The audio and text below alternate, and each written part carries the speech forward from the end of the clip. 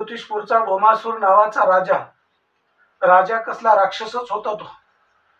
त्याने अनेक क्षत्रिय राजांना पराभूत करून त्यांच्या 16,100 राजकन्या बंदिस्त केल्या. त्यांचा छळ केला, त्यांच्यावर अन्याय अत्याचार केला. आणि जिथं अन्याय अत्याचार होतो तिथं तिथं कृष्ण धावून जातो. कृष्ण भगवंतानी त्या भौमासुराचा वध केला आणि त्या स्त्रियांची सुटका केली.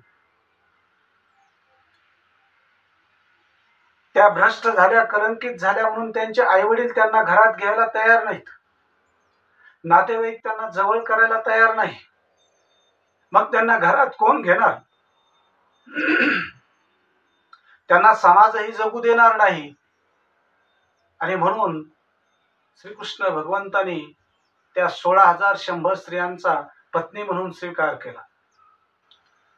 द्वारकेमध्ये सासर म्हणून नाही तर माहेर म्हणून आसरा दिला.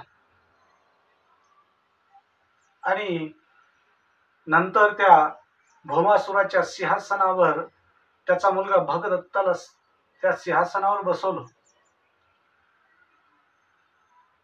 श्रीकृष्ण भगवंत कधी कुठल्या सिंहासनावर बसला नाही, कुठल्या सिंहासनाचा मोह कधी त्यांनी धरला नाही. तो आयुष्यभर सोडत गेला, आयुष्यभर तो त्याग करत गेला. त्यानं अनेक राज्य जिंकली, पण जिंकलेली राज्य सगळी दुसऱ्याच्या ताब्यामध्ये दिली.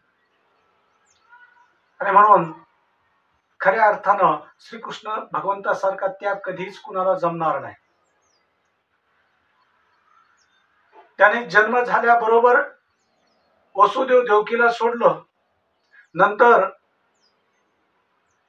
नंद यशोदेला सोडलं.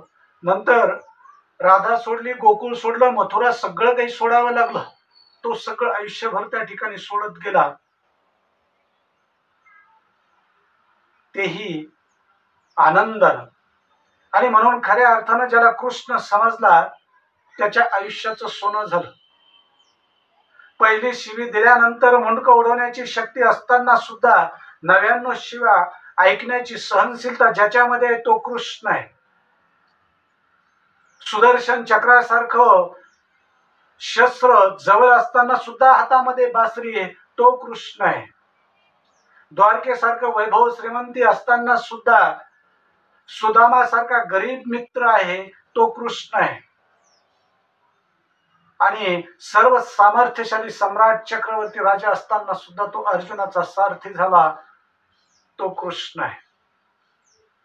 जिथं आचार आहे, विचार आहे तिथं कृष्ण आहे. जिथं विवेक आहे तिथं कृष्ण आहे. जिथं संयम आहे तिथं कृष्ण आहे. जिथं क्षमा आहे तिथं कृष्ण आहे. जिथं शांती आहे तिथं कृष्ण आहे. जिथं नीती आहे तिथं कृष्ण आहे. जिथं चातुर्य आहे तिथं कृष्ण आहे. जिथं सुगंध आहे तिथं कृष्ण आहे. जिथं आनंद आहे तिथं कृष्ण आहे. जिथं सत्य आहे तिथं कृष्ण आहे. जिथं धर्म आहे तिथं कृष्ण आहे. कृष्ण नेहमी आपल्या सोबत आहे.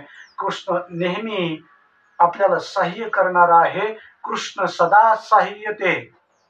फक्त त्या कृष्णाला आपल्याला ओळखता आलं पाहिजे. त्या कृष्णासारखा कुशल राजकारणी आपल्याला कुठेच शोधून सापडणार नाही. त्याच्यासारखा व्यवस्थापक नाही, त्याच्यासारखा दिग्दर्शक नाही, त्याच्यासारखा निर्माता नाही.